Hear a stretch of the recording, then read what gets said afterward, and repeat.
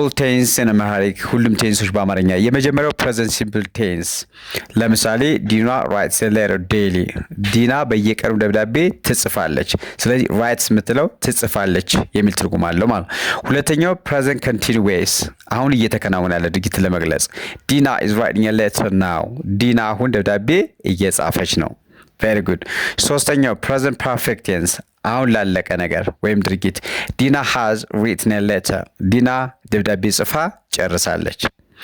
አራተኛው present perfect continuous ምን ማለት ነው ሲከናወን ቆይቶ ያለቀ ወይም አሁን ድረስ እየተከናወነ ያለ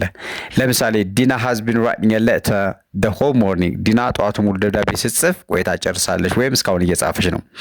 አራተኛው past simple tense በቅርብ ጊዜ ያለቀ ዲና wrote a letter yesterday ዲና ትናንት ደብዳቤ ጽፋ ነበር ሁለተኛው past continuous በፊት ሲከናወን የነበረ ድርጊትን ለመግለጽ ዲና was writing a letter yesterday ዲና ትናንት ደብዳቤ እየጻፈች ነበር ሶስተኛው past perfect tense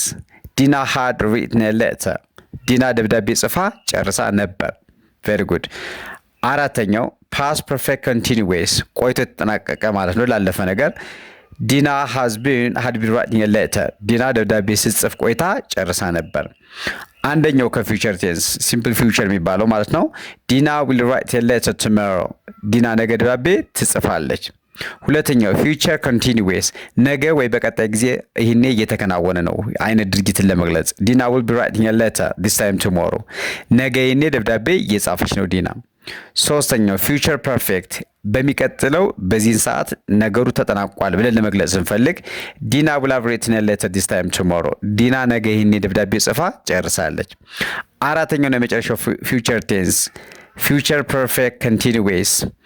ዲና will have been writing a letter up to now tomorrow ዲና እስከዚህ ሰዓት ነገ ደብዳቤ